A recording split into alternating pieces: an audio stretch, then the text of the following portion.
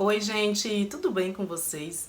Sejam muito bem-vindos a mais um vídeo aqui no canal. Eu me chamo Edna Santos e você está no canal Lá Está o Amor. Seja muito bem-vindos. Então, meus amores, como vocês puderam ver aí pelo título do vídeo, sim, nós somos uma família atípica. E o que é ser uma família atípica? Antes de me adentrar aqui no assunto, de contar para vocês o que nos torna uma família atípica, eu quero explicar um pouquinho para vocês o que é ser uma família típica e uma família atípica. Uma família é formada por pessoas que têm um grau de parentesco ou laços afetivos e formam assim uma família. E uma família típica é normalmente formada por pessoas unidas pelo matrimônio ou não, onde todos os adultos podem trabalhar fora.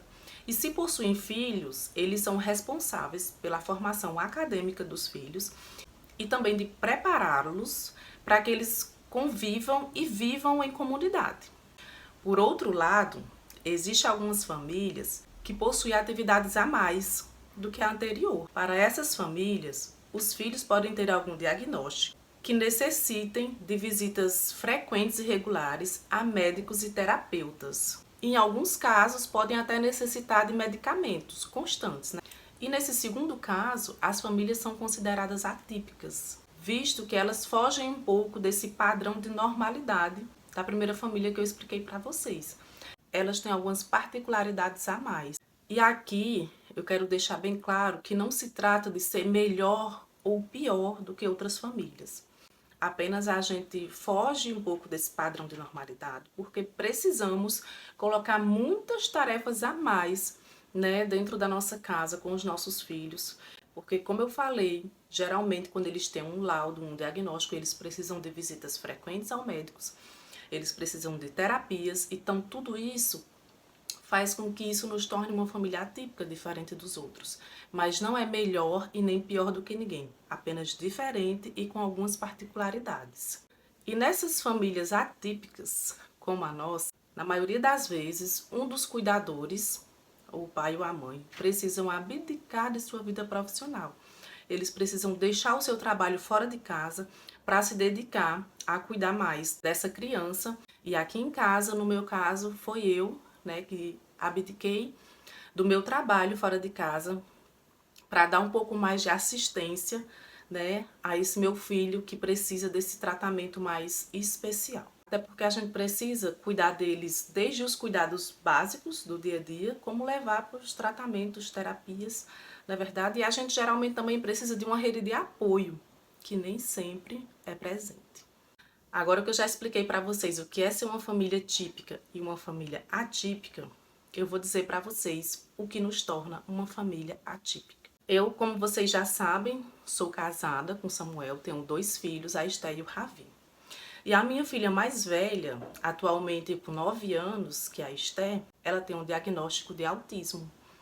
Um autismo leve, mas que mesmo assim nós precisamos tratar e buscar tudo o que há de melhor, tudo o que há de mais eficiente para que ela possa se desenvolver e melhorar. Quando eu ganhei a Esté, eu trabalhava na época e decidi dar um tempo do trabalho para me dedicar um pouco mais ao cuidado dela. E os meus planos eram, quando a Estézinha começar a estudar, eu volto a trabalhar, porque aí eu vou ter meio período para voltar a trabalhar. Eu comecei a trabalhar com 12 anos de idade. E desde então eu não parei. Detalhe, eu comecei a trabalhar ainda quando criança, não porque meus pais me obrigassem ou me incentivassem, mas sim a necessidade e a situação em que nós vivíamos na época obrigou não só a mim, mas também as minhas irmãs, a meu irmão, a gente sair de casa muito cedo para poder trabalhar, tá? Então, assim, eu quis sim, os primeiros anos da vida dela estar presente e cuidar, mas tinha sim o desejo de ainda trabalhar e ter a minha independência financeira. E quando a Estézinha completou 2 anos de idade, a gente colocou ela na escola. Nós já vínhamos observando algumas coisas diferentes. Na época eu tinha uma sobrinha que nasceu mais ou menos no mesmo período em que ela, e a gente via uma diferença bem grande de alguns desenvolvimentos. A minha sobrinha se desenvolvia um pouco mais, e no caso da Esté, de uma forma um pouco mais lenta, mais demorada. Só que ela era filha única e eu ficava muito dentro de casa, assim, só eu e ela, né? Nessa época o Samuel precisou viajar a trabalho e eu fiquei sozinha com ela por mais de ano, só nós duas, dentro de casa. Então a gente achava que ela poderia ser um pouco retraída, que essa é uma das características dela, ela é muito na dela, um pouco retraída. Ela tem dificuldade de socialização, é uma das coisas que afetou bastante ela, né, no caso dela. Então, assim, a gente achava que podia ser porque ela é filha única, porque ela fica muito dentro de casa, ela não tem contato com outras crianças, porque essa minha sobrinha, que nasceu no mesmo período que ela, né, próximo, morava bem longe, então ela não tinha tanto contato. E os meus sobrinhos mais próximos, eles já eram bem grandes. Então, assim, realmente ela não tinha contato com criança. Então, o que a gente pensou? Vamos colocar na escola, porque na escola ela vai se socializar melhor, ela vai ter outros amigos, crianças. E foi aí onde a gente começou realmente a entender de que o caso dela não era só uma questão de convivência, assim, da forma com que ela era, com que ela estava vivendo. E sim, ela tinha uma dificuldade, né? E tinha, assim, algumas coisas bem diferentes das outras crianças. A escola começou a sinalizar pra gente essas coisas e a gente começou a investigar. Levei ela no neuro, o neuro falou que era normal, poderia ser coisas características dela, que tem criança que é assim mesmo.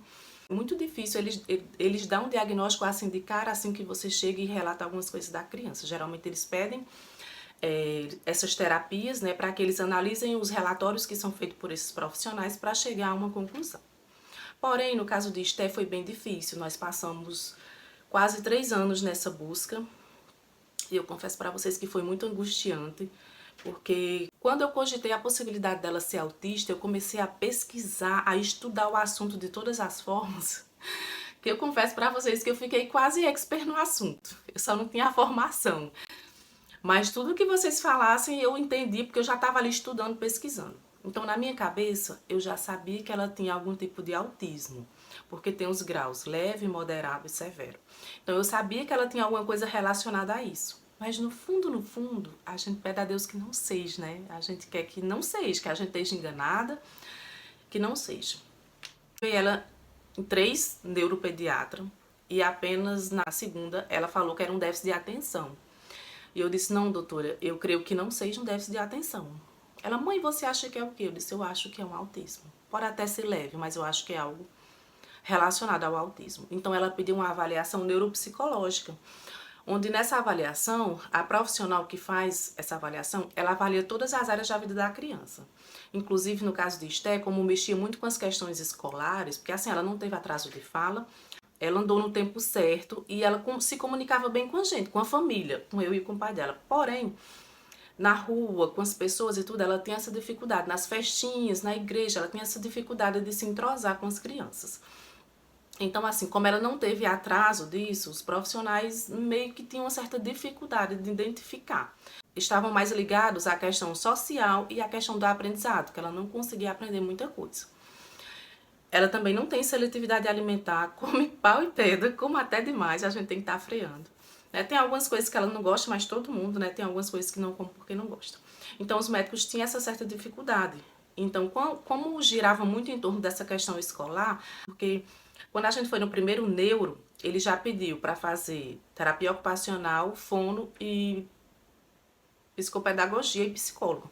Então a gente já começou fazendo esses tratamentos com ela. E quando eu fui na segunda neuro, eu já levei os relatórios desses profissionais. E foi quando ela disse que era um déficit de atenção e eu contestei, né? Falei que podia ser o autismo, aí ela pediu essa avaliação neuropsicológica, inclusive essa profissional, ela avalia também a criança na escola, ela passa uma manhã inteira na escola avaliando tudo que a criança faz, como ela brinca, a forma dela comer, tudo. Aí ela também manda alguns relatórios para casa para a gente preencher sobre a família, sobre a criança, então é algo bem completo, assim.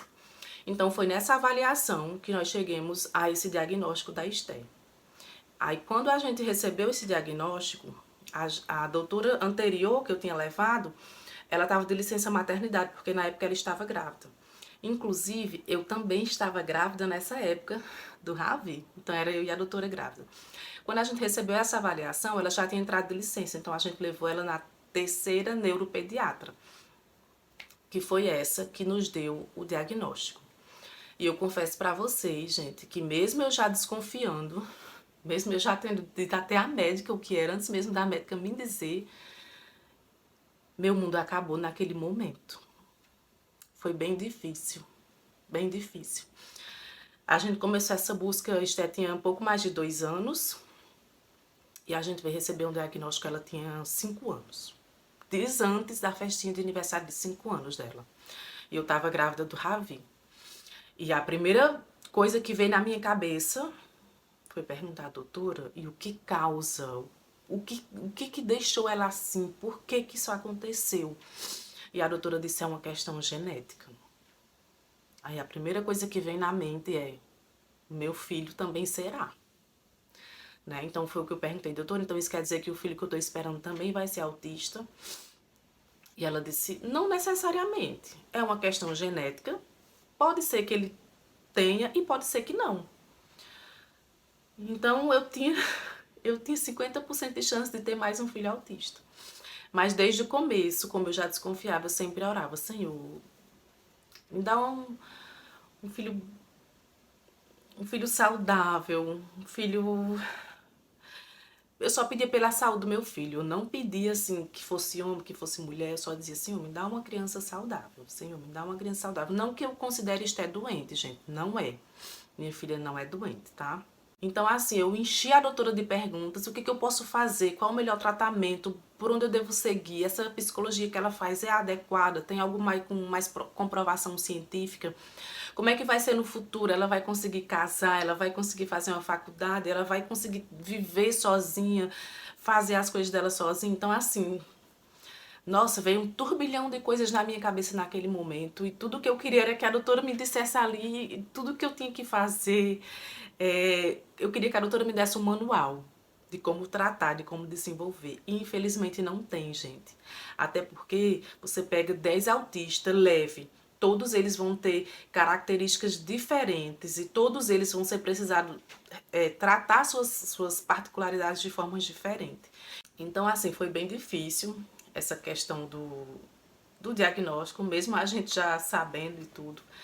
E eu chorei horrores nesse dia. Eu ainda me emociono às vezes quando eu falo.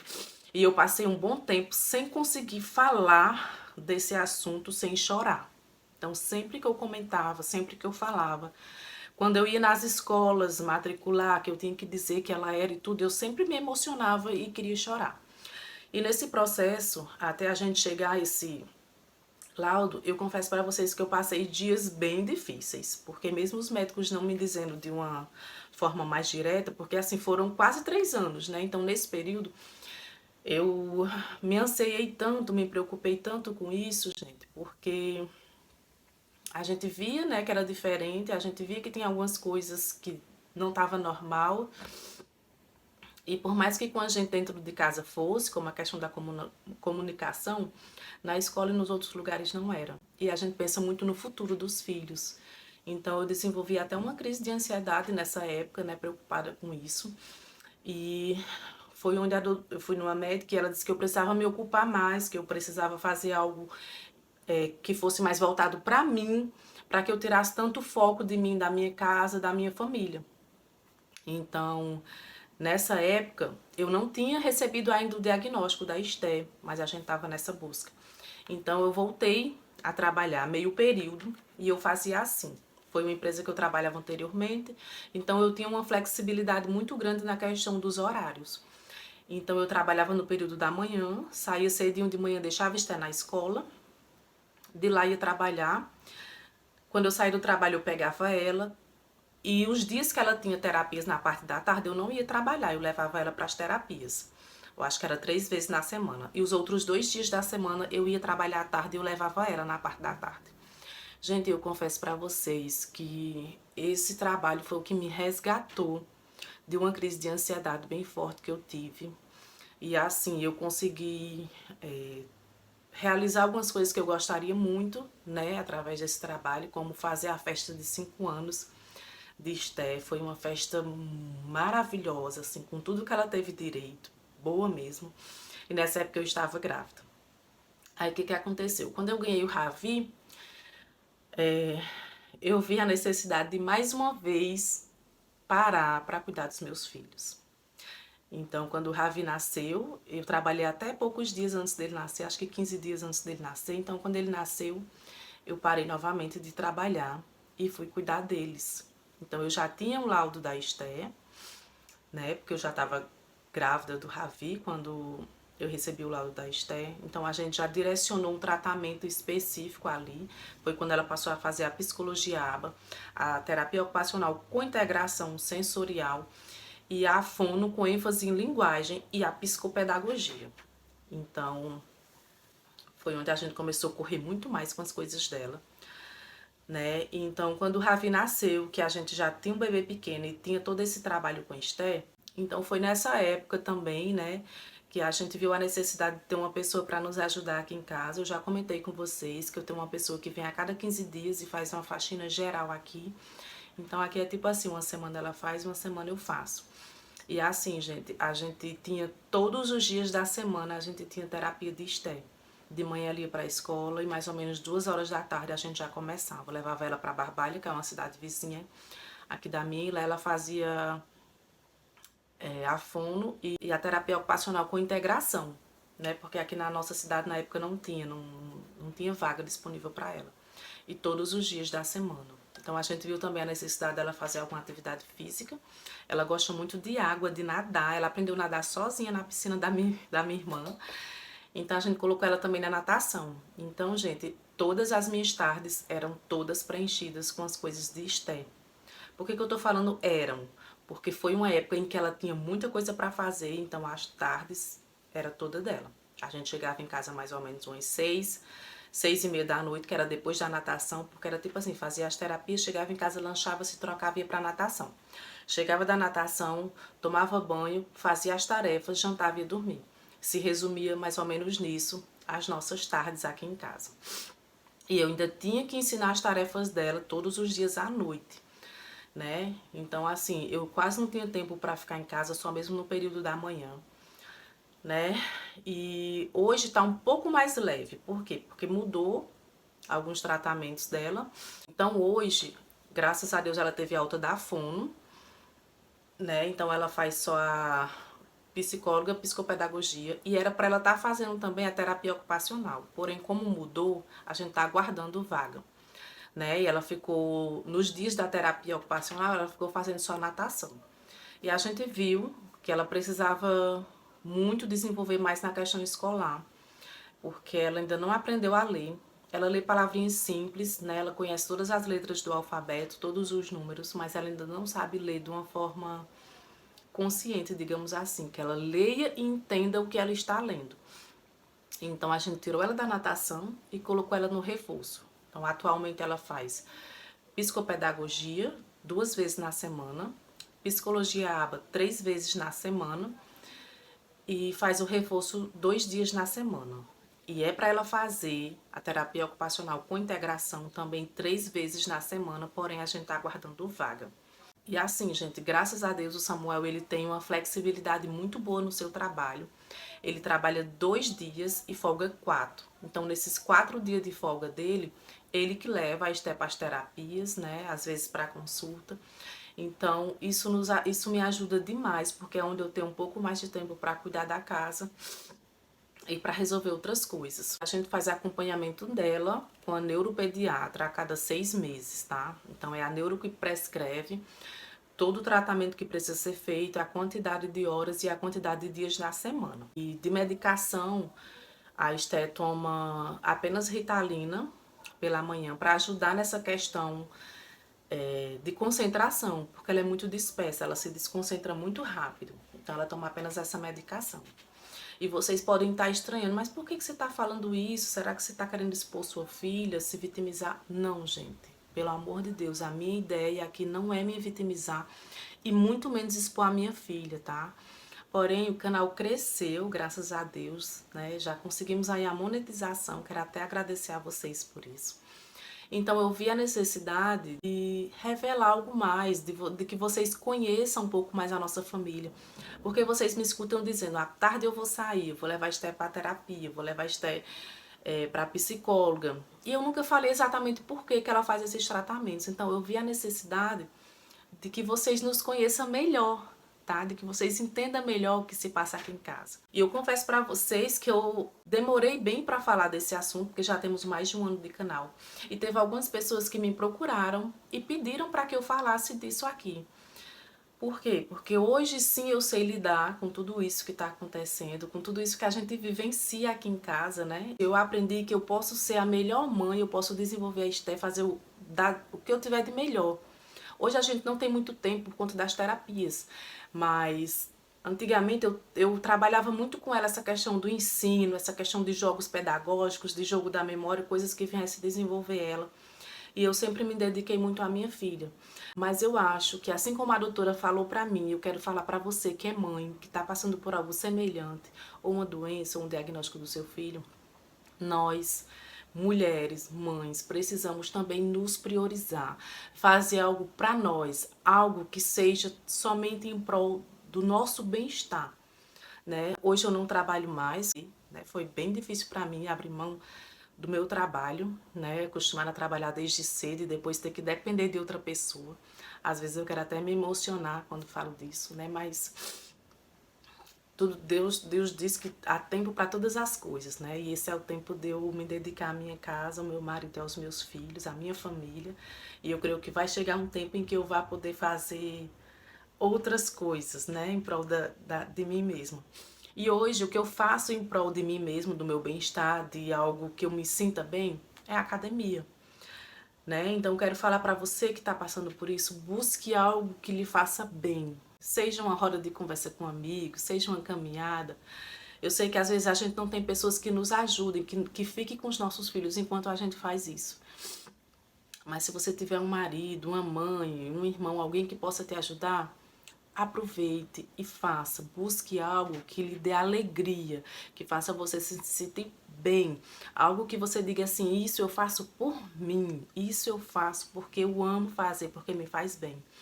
E isso não vai tirar da gente o amor e a dedicação que a gente tem para os nossos filhos. Mas assim como pessoa, como ser humano, nós precisamos nos sentir importantes para nós mesmos, tá? E foi falando exatamente disso que uma pessoa me aconselhou, por que você não fala no seu canal da sua filha autista, como é que funciona, como é a vida de vocês, porque eu vejo que você tem o seu canal, que é uma coisa que você faz, que você gosta, eu vejo que você vai pra academia, que vocês têm a igreja, que você tem os seus trabalhos na igreja, e assim, independente de você ter uma filha autista, você tem uma vida. E eu quero dizer pra vocês, cuidem dos seus filhos, acreditem, porque se a gente que é mãe não acreditar, ninguém mais vai acreditar.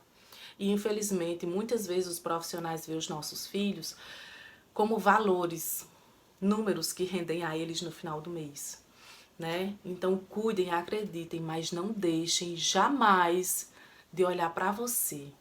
De olhar para você como mulher, como esposa. Você precisa se cuidar, precisa se amar, até porque você só vai saber cuidar bem do seu filho ou da sua filha se você estiver bem, tá? Se você estiver preparada para cuidar do outro, porque não é fácil. Quem passa por isso sabe a correria, né? Sempre muita coisa, é consulta, é exames, é terapia, às vezes é uma atividade física, um reforço, é muita coisa.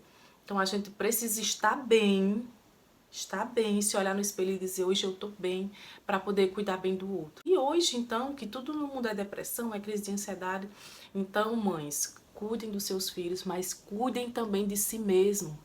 Se amem, se cuidem, faça algo que as deixem felizes. Separe nem que seja 1 hora do seu dia, todos os dias, para você olhar para você cuidar de si mesmo. Porque se você estiver bem, você vai cuidar bem do seu filho e da sua família. Queria dizer para vocês também que todo o amor e carinho que a gente dá para a Esté, a gente dá igual para o Ravi. Nós não temos aqui distinção, diferença. E assim, graças a Deus, eu pedi muito a Deus para Deus me dar um filho saudável. E Deus me deu. E Ravi é uma bênção de Deus, gente. Ele é muito esperto, muito inteligente. Mas o amor e o sentimento que a gente tem pelos dois são igual. E o tratamento também é igual. Não é porque a Esté é autista que não vai corrigir os erros, não vai instigar ela a aprender as coisas corretas. Não, aqui em casa a gente tem o mesmo tratamento para os dois. E isso também é importante, tá? Porque eles são autistas, eles aprendem de uma forma diferente, mas eles aprendem sim. E eles entendem sim, muita coisa. Eu queria saber de vocês. Vocês têm alguém na família com um diagnóstico, algum parente, né? Como é que vocês lidam com isso? Como é que foi receber esse diagnóstico? né? Não é fácil, a gente passa por um luto e a gente precisa viver esse luto, tá, gente?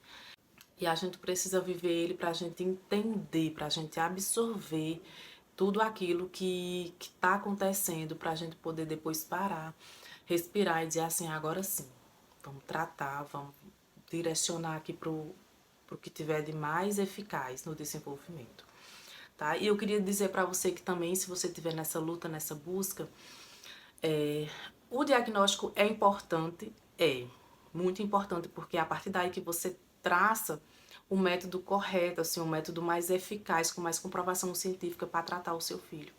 Mas não é esse diagnóstico que vai definir quem é o seu filho. A Esther, o amor e o sentimento que eu senti por ela desde que ela nasceu foi o mesmo de quando eu recebi o diagnóstico. Então não mudou o sentimento meu por minha filha, não mudou para mim quem ela é. Um laudo, um diagnóstico não vai mudar os nossos filhos, não vai nos fazer vê-los de forma diferente. Apenas trilhar um tratamento mais adequado. Me conta aqui se você conhece alguém que está passando por isso, ou se você também, né, se você acha que tem alguma coisa que precisa ser tratado, que precisa ser investigado, eu aconselho a você que busque, que trate, que vá atrás o quanto antes, gente, porque o autismo e muitas outras patologias, o quanto antes a descoberta e o quanto antes o tratamento, as terapias adequadas, mais chances há da criança se desenvolver. Porque, segundo a ciência, o autismo ele não tem cura. Mas eu confio e acredito num Deus que é o Deus do impossível. O Deus que tudo pode. Talvez a minha filha nunca deixe de ter um laudo rotulando ela como autista. Mas ela pode crescer, aprender, se desenvolver e fazer tudo como nós fazemos. Pode estudar, trabalhar, se formar ou não, aí ela que vai decidir. Não é o diagnóstico que vai rotular ela, é o desenvolvimento dela que vai fazer dela uma pessoa saudável e normal, tá? E é isso, gente. Espero que eu possa ter falado aí de uma forma clara, que vocês possam ter nos entendido melhor, né? Então, sim, somos uma família atípica, né? Mas aqui tem muito amor, tem muita união e muito trabalho também, né? E é isso, gente, tá? Deixa aqui nos comentários alguma dúvida que você possa ter, algo mais que você queira saber ou conhecer de nós, da nossa família, ou até mesmo da Esther, do tratamento dela, tá bom? E eu vou ficando por aqui. Espero ter esclarecido muita coisa aí pra vocês, tá bom?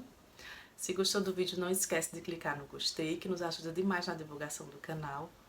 Super beijo para todos vocês, que Deus abençoe muito a vocês e as suas famílias. Fiquem com Deus e até o próximo vídeo. Tchau!